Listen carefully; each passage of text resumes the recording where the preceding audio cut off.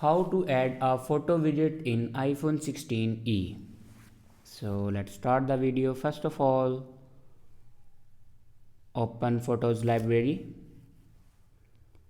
and then scroll down and click on Albums.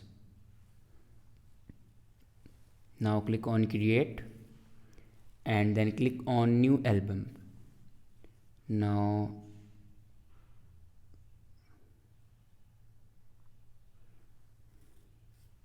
add a photo and then click on Add and then click on Create. After create a album, then go back to your home screen and press and hold on empty space. Now top left corner you can see the edit icon. Now click on edit icon and then click on add widget.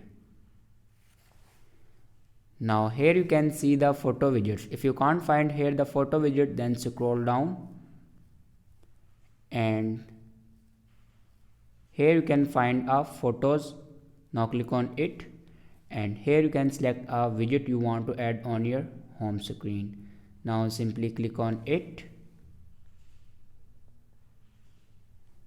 and it will be added to your home screen.